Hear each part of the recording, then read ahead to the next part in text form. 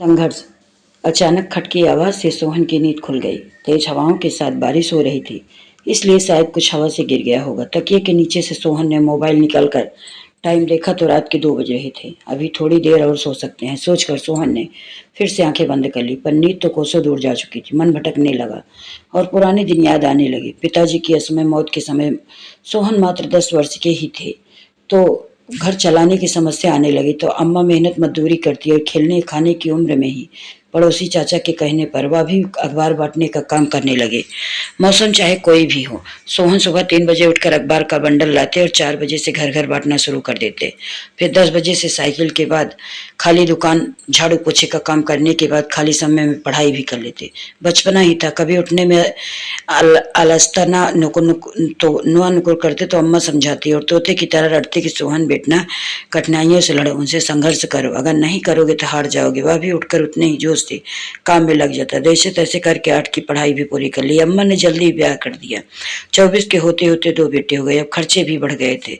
वह दिन रात खूब मेहनत करते ताकि बच्चे उनकी तरह दर दर न भटके, बल्कि बच्चे पढ़ लिख कर बड़े अच्छे छोटे थे, उनके स्कूल और छोड़ने जाने, यही तो उद्देश्य रह गया। धीरे धीरे जिंदगी गाड़ी पटरी पर चलने लगी। कभी वो थक भी जाते, मन हारने लगता तो अम्मा की दी हुई सीख याद आती और फिर से स्फूर्ति आ जाती। बच्चे शुरू से ही पढ़ने में तेज थे, इसलिए पहले छात्रवृत्ति, फिर बड़ी क्लास में कोचिंग संस्थानों ने आधी फीस भी माफ कर दी। दोनों बेटे की नौकरी भी अच्छी लग गई, ऊंची कंपनियों में।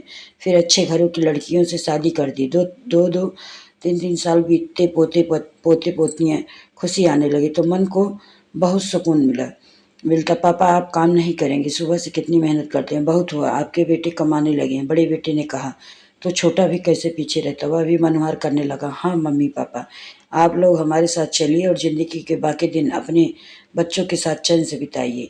सुनकर मन में घमंड सा आ गया। कितना अच्छा भाग्य है उनका। आज के ज़माने में जब बुढ़ापे में कईयों के बच्चे अपने माँ बाप के बेसहारा छोड़ देते हैं, ऐसे में मेरे बच्चे एक दूसरे से ज़्यादा सेवा करने की होड़ में लगे हुए हैं। बाबा मेरे साथ खेलने चलो। तभी पोते ने कहा, नहीं बाबा मेरी हैं, पहले मुझे कहानी सुनाएंगे। पोते उनकी शर्ट पकड़कर अपनी ओर घसीट रही थी। फिर दोनों में खींचातानी होने लगी। अचानक पत्नी की आवाज़ सुनकर उनकी नींद खुल गई। उठिए जी, आज पेपर बांटने नहीं जाना है क्या? सोहन को झकझोरते उनकी पत्नी उन्हें जगा रही थी। वह चौंक गई। ओ तो सपना देख रहे हैं? हाँ, सोचते सोचते नींद आ गई थी। शायद ये सपना ही तो था। ऐसे शब्दों को सुनने के लिए तो उनके कान तरस गए, क्योंकि दोनों बच्चे विदेश में बस गए थे। यहाँ उनका था ही कौन? एक अखबार बेचने वाले को अपना बाप कहने में अब उन्हें शर्म जो आने लगी थी। हड़बड़ाते हुए वह उठ बैठे। उन्होंने एक नज़र अपनी हाथ की लकीरों पर डाली। संघर्ष अभी बाकी है। अभी तक अपने के लिए मेहनत करते थे, अब अपने लिए मेहनत करें। सोचते हुए जल्दी से बरसाती पहन कर निकल पड़े। मेरी वीडियो अच्छी लगी हो तो मेरे चैनल को लाइक करें, शेयर करें, सब्सक्राइब करें।